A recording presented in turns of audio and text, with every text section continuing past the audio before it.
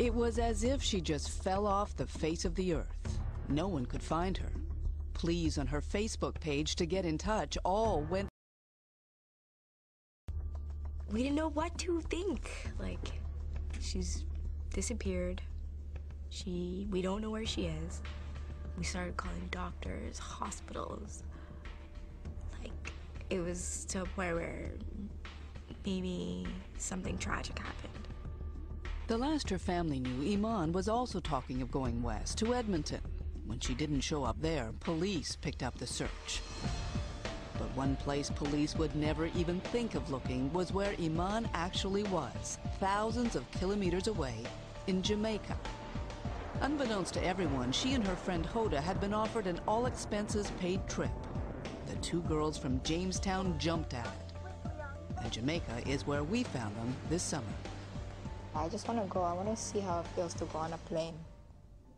You'd never been on a plane before? For 21 years I lived in Canada, I never traveled.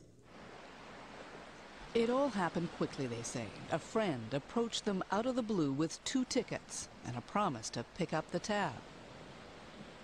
And then we talked to the guy. We're like, are you serious that you would pay for our stuff? Give us everything that we want and bring us home safe? And he said yes.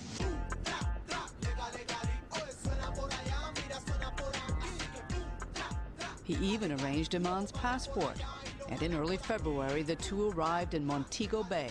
Neither had told their parents. I know for a fact my mom would say no to me.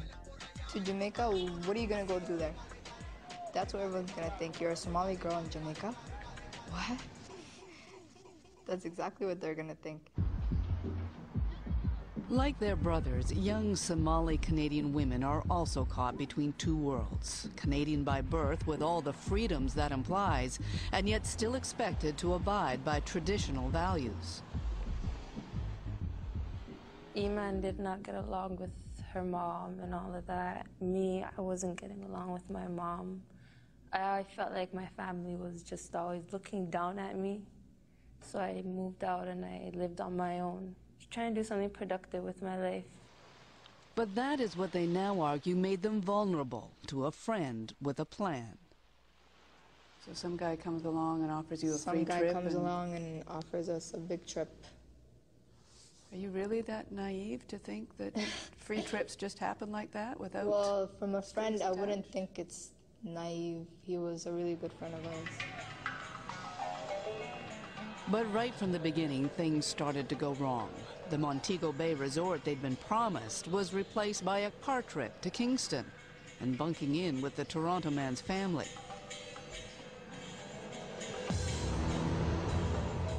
They stuck it out for a week, but then on the drive back to the airport, there was a pit stop. A package appeared. He's like, it's just fish. I just want you guys to take fish. It's nothing big. Who were you supposed to take the fish to? Back to Canada, to the guy. To the guy who'd sent you? The guy that sent us here. The next thing they knew, there were new suitcases, and the packages of fish were hidden amongst their clothes. We were wondering what the hell's going on, but it smelled like fish. So we're like, okay, this is just fish, let's just go home. It wasn't going to be that easy. At the airport, there were police and sniffer dogs, and they smelled something else. And they're like, come, let's go to the back and check it out. And we're like, okay, we just have fish, you know? And we're like, okay, we went to the back, got the bags, he opened it up, then he cut it open. You could see the fish. He cut open the fish and he's seen a brick. He cut inside the ceramic wrap and he pulled out some green stuff. And he said, look, what is this? And I looked at him and all I can remember is I felt like I was gonna have a heart attack or I was gonna faint. I had to leave. But for Iman and Hoda, there would be no leaving. According to Jamaican police, those fish contained nearly 20 kilos of marijuana. And we just started crying and crying and crying, and one of the officers couldn't do nothing about it. He was just like, you know what, girls? I think the best thing for you guys to do is just keep quiet and just relax. Even if you gotta call your parents, call your parents. Or we're like, nope, no parents. For 2 long months, they sat in jail here. The Toronto man who sent them to Jamaica did hire them a lawyer, who made it clear to them in no uncertain terms they were not to talk. And so they didn't, not to police, and they decided not even to their families. Back in Toronto, it seemed they'd simply disappear. And that's the way they wanted it. At least in Montego Bay's notorious Shreveport jail, they were safe. From the Toronto man they now admit they knew sold drugs, and from his Jamaican accomplices.